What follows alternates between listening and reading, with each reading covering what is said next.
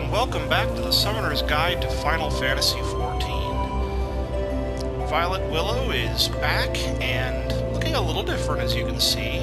She's lost the horns, grown some long floppy ears, and she's gone Viera. And not only has she gone Viera, but her abilities as a summoner have changed somewhat. Some massive changes made to Summoner with the release of Shadowbringers, and I hear there's some more tweaks coming, as there are kind of a few, I don't want to say bugs, but a few things that a lot of Summoner players think need ironing out. But for the most part, I think the changes to Summoner were very much positive, and I want to go through what they are as far in terms of what you're looking like at level 70. Even though if you're looking at my experience bar, you see I'm at 71. I haven't gained any new abilities yet, and won't until I hit 72, but I'm hoping that I'll be at 72 by the time I play the first dungeon here, so I can show you what those abilities look like. In the meantime, let's take a look at what has changed with Summoner at level 70. Now, the key thing about all the changes made to Summoner is that everything you get after 70, everything from 72 up to 80, you do not actually add any new buttons to your hotbars. Everything will be a enhancement of or a change to an ability that's already on your hotbar. So you can set your hotbars at level 70 and not change them for the remainder of your trip up to and including 80. And I'll go into what you gain as we get to those appropriate levels. But starting out, let's talk about how your abilities changed at level 70 based on from what they were at the end of Stormblood.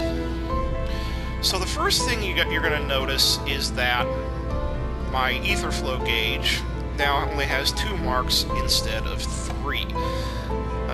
The other thing you'll notice is you do not see an ether flow ability on my hotbar anymore, because the ether flow ability no longer exists. In order to gain ether flow, you're going to use one of 2 abilities. Energy Drain, which I have down here, and Energy Siphon, which I have over here. Energy Drain is a single target ability. Energy Siphon is an AoE. They'll do a small amount of damage, but will also charge up your 2 stacks of ether flow. The biggest change is you have to actually use it on a viable target. You cannot charge your ether flow stacks outside of battle. So you know, normally if you were watching everything in my series up to this point, you'll note that I would have my ether flow stacks charged by now under the old system, but now I do not, because I actually need to attack somebody to get them. Now, of course, Energy Drain was once an ability that used an ether flow stack. Now it gives you ether flow stack, so obviously you don't have to spend an ether flow stack to use it. You also no longer have to spend an ether flow stack to use Bane. Bane is now completely independent of ether flow. It's only 10-second, I believe a 10-second cooldown. The cooldown is short enough that you'll always have it when you need it. 10 seconds, yeah. You're never going to use Bane more than once in 10 seconds anyway, so the 10-second cooldown is negligible.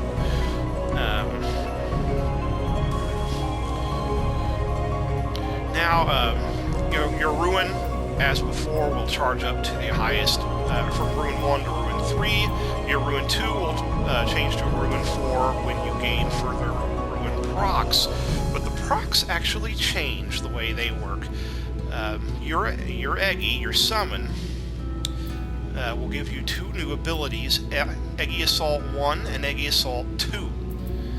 These abilities will change depending on the Eggy you have out, whether it be Titan or Garuda or Ifrit. I don't even have Titan on my hotbar. Titan is moderately useful in solo content. Absolutely useless in dungeons, in my opinion. Don't even set it to your hotbar. Or at least I don't. There may be some Summoner players that disagree with me on that, but I only use Ifrit for single target and Garuda for multiple targets. Now, again, these Eggy abilities, as well as your Enkindle ability, these will all change based on the summon that you have. So if I swap to Garuda, now I have the Garuda-specific Assault abilities and Enkindle ability.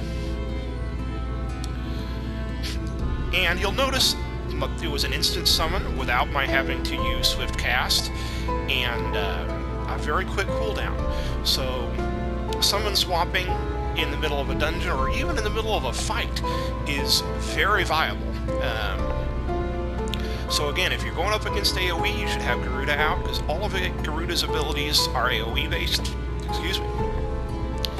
And all of, well, most of Ifrit's abilities are single target. He does have some AoE, but his go-to attacks are mainly single target. Garuda's go-to attacks are AoE. So against AoE, use Garuda. Against single target, use Ifrit. Not to beat a dead horse or anything. Let's see, other abilities. Ah, yes. You know, Tri-Disaster does what Tri-Disaster does. That's easy enough. Devotion, or Ether Pack for your Devotion still works the way it does. They cut down a lot of the roll abilities. In fact, I have really the main ones I use. Surecast, Addle, Lucid Dreaming are all there. Was there even a fourth? Oh, Swiftcast, duh. I got Swiftcast over here for my Resurrection. The new ability that you're going to have to concern yourself with down here is Outburst. Outburst has replaced Tribind, and is more useful than Tribind. It takes away the bind effect, gives it a decent amount of damage, at least compared to the way Tribind was. I mean, it's less powerful than your single target, but it's an AoE. So Ruin's still going to be your go-to single target. Outburst is going to be your go-to AoE. These are both, really everything that has a cast time is made instant cast when you go into Dreadworm Trance. So you can just spam those as much as you like. Dreadworm Trance is still there, but no longer is it bound behind your Ether Flow. It has a 60-second cooldown, and when it's available, you can use it. At level 70, just like in Stormblood at level 70, every 2 times you cycle through Dreadworm Trance, you will get to summon Bahamut, and your Enkindled Bahamut is still there to give you his Akmorn ability. Unlike in Stormblood, your ability attacks, mainly like your Ether Flow abilities and your Energy Drain and whatnot, are not going to cause him to use his Wormwave attack. Only actual spells do.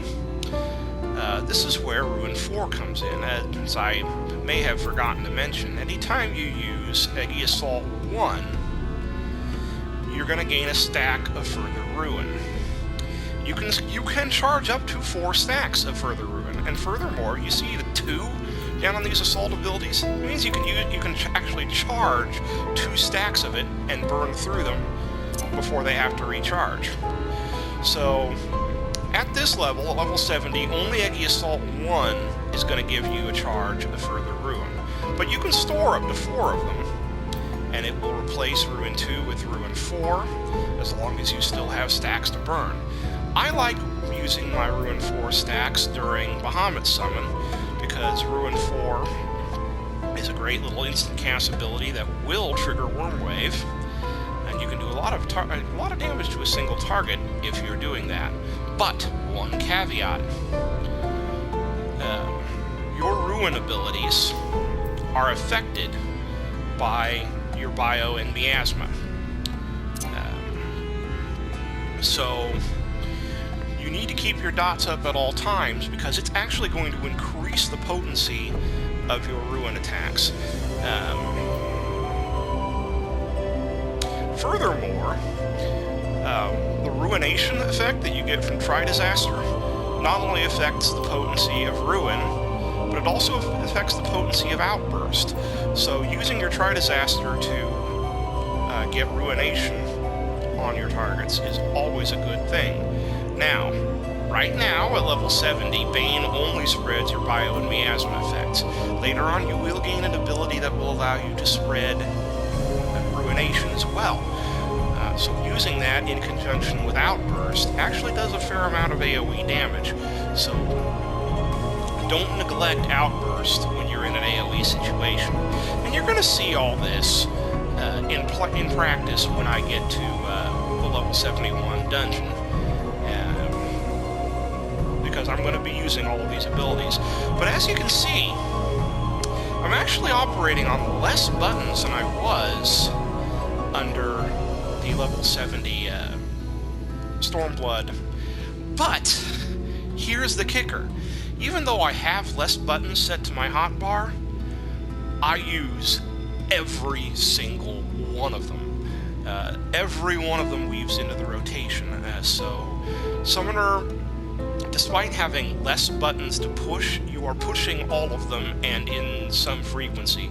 So it only looks simpler if you're looking at the hotbars. It has actually become a considerably more complicated job in Shadowbringers, and that is one thing that the developers are looking to try to correct. So we're going to see how that happens as we go forward. I've got some striking dummies in front of me, so let's see how things play out. I'm going to get Titan, or not Titan, I'm going to get Ifrit out, because I'm going to do some single target. I'm going to throw on my dots, go into Dreadful Trance, give myself some Ether Flow stacks, throw in some Eggy Assault while I'm at it.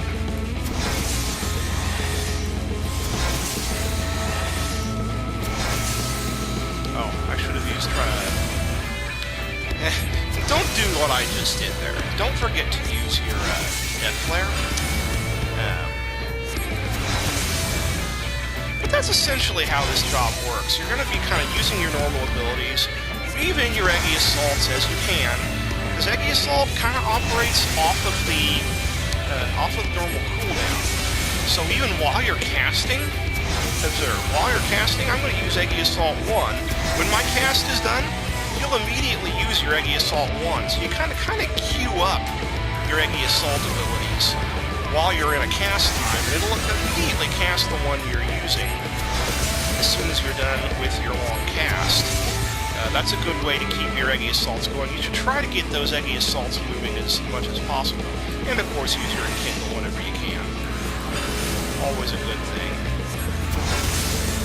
And I'm not really playing this as efficiently as I could, but I'm just kind of showing off what the abilities look like. So now that I'm getting instant cast while in Dreadful Trance, I could be weaving in my Eggy abilities if they were charged. I'm going to use my